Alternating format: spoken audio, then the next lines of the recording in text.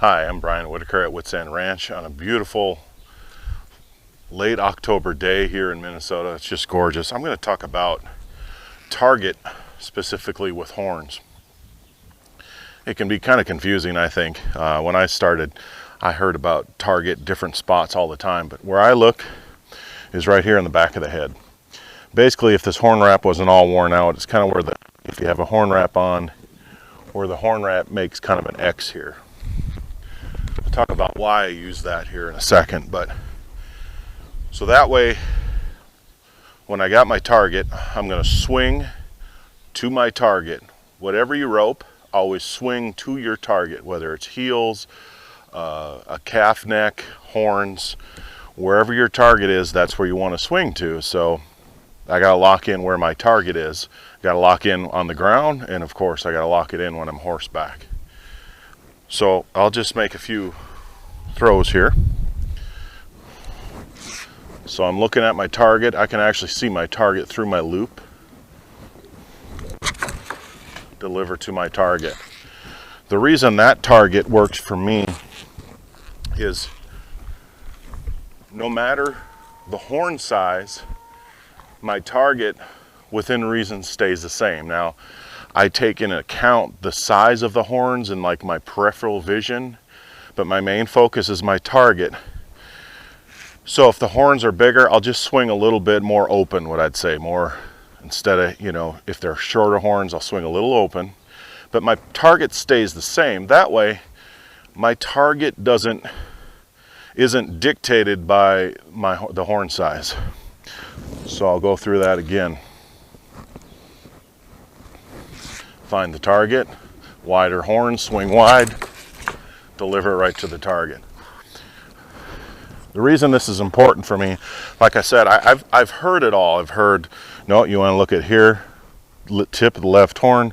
No, base of the left horn. No, you're wrong. It's base of the right horn. No, it's tip of the right horn. I've heard all of those. This is how I will practice. Big horns to no horns. And this is a scenario that I've seen before, especially springtime if the cattle are young and fresh. You might not even see horn hardly out past the horn wrap. So now, if I was using tip of the left horn or base of the right horn as my target, now that'll change. I don't see any much for horns if I looked at that. But if I use my vision, what I always do is the back of the head right here, this horn makes an X here, or the horn wraps makes an X here, that'd be my target. Now, really it doesn't change. I may shorten my swings up just a little bit so I can be a little bit quicker with the swings. I don't have to be as open, but my target doesn't change. Therefore, where I swing, for me, doesn't change. And I think that's the way it should be. This would be a small horn swing. This might be a little bigger horn swing. Not much change. I don't change my target. I'm just aware of my peripheral vision, what I got to do with my loop. Thanks for watching the video, and if you liked it, give it a thumbs up and subscribe to my channel. Okay, now I've got the bigger set of horns on here, and I want to just show what it is going to look like when I look in different spots, when I change the vision of my target. Here's what my swing looks like when I swing to where my target is in the back of the head. Okay, now it's the left tip. Okay, now it's the left base. Okay, now it's the right tip. Okay, now it's the right base. Now back to where I swing, where I look, my target, back of the head. To me, it's a much more balanced approach if you're looking in the same spot, no matter the size of the horns. Then your swing won't change because your target hasn't changed. And I wasn't exaggerating, but those little movements where I was swinging was based off of where I was looking. So wherever I look is where I'm going to catch. So if I get out too far in the right horn, that's going to happen. And it'll same with the left horn.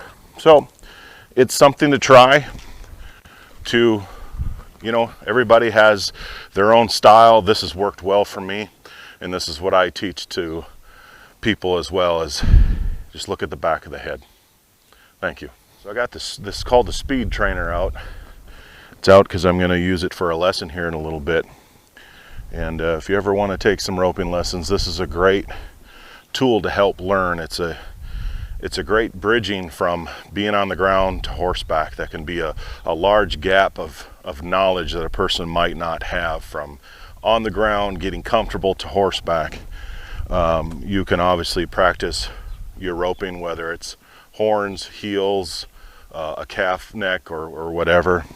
And the really nice thing is you can learn safely how to dally and also have your reins. That's a roping tip 101 for you. Thanks for watching.